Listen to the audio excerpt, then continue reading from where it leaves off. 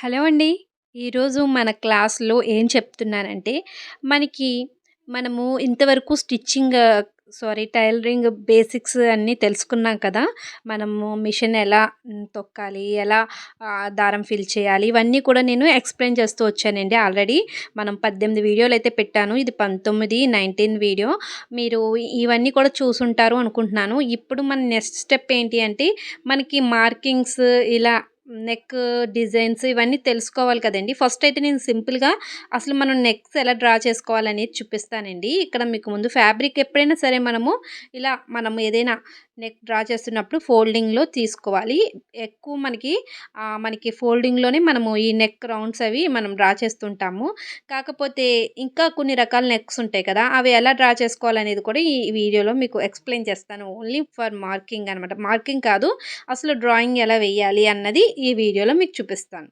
First మనకి ఎప్పుడు మనం షోల్డర్ లెంత్ అవన్నీ తీసుకుంటాము. ఇవన్నీ కూడా మీకు నేను డీటెయిల్‌గా మెజర్‌మెంట్స్ గురించి కూడా ఒక వీడియోస్ చేస్తాను కదండీ! అప్పుడు మీకు డీటెయిల్‌గా చెప్తాను. అప్పుడు రఫ్‌గా మీకు ఇలా ఒక షోల్డర్ లైన్ తీసుకొని, దానిలో మనం నెక్ డివైడ్ చేసుకొని, మనం నెక్ అనేది డ్రా చేసుకుంటాము.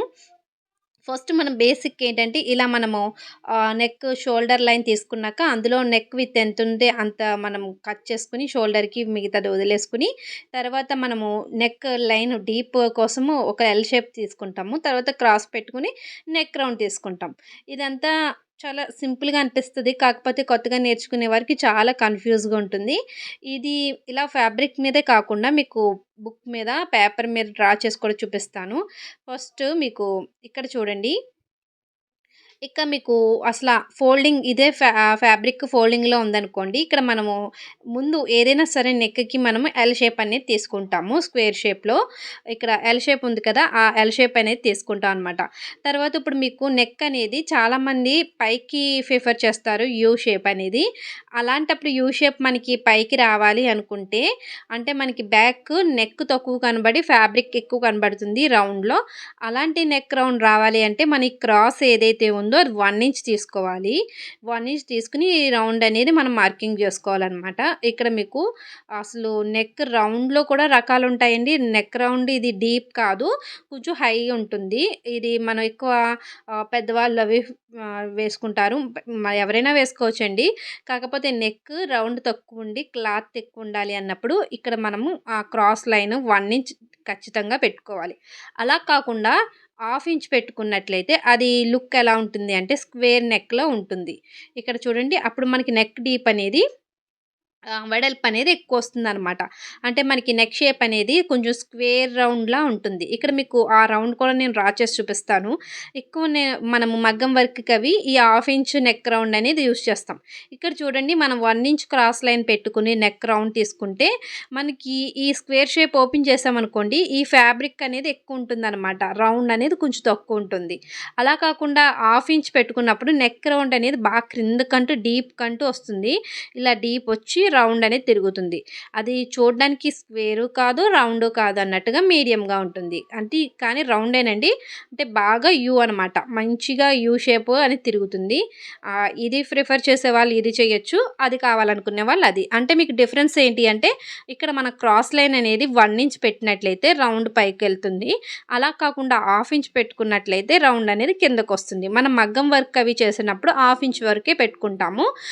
అప్పుడు రౌండ్ నెక్ దిగుతుంది కాబట్టి వర్క్ అనేది తెలుస్తుందండి. ఆల్మోస్ట్ హాఫ్ ఇంచ్ వరకే పెట్టుకొని నెక్ రౌండ్ అనేది తీసుకుంటాము.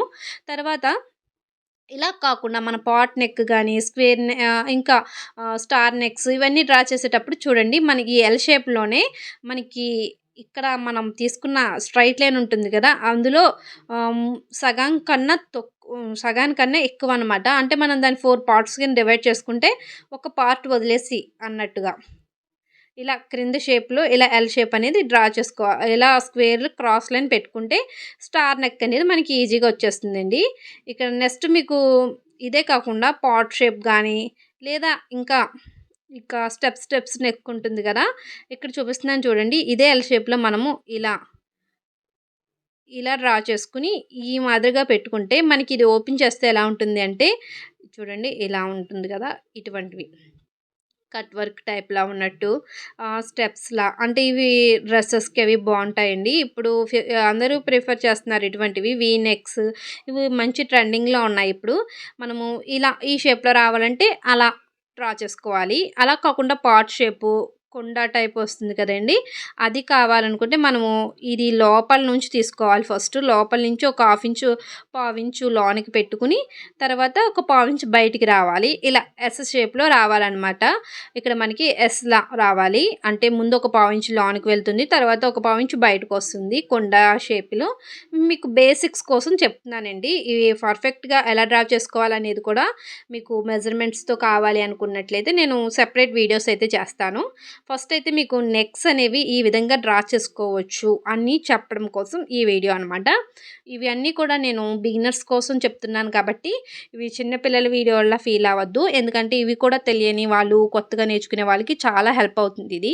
అలాంటి వాళ్ళు ఎవరైనా ఉంటే లైక్ చేసి వెంటనే సబ్స్క్రైబ్ చేసుకోకపోతే చేసుకోండి.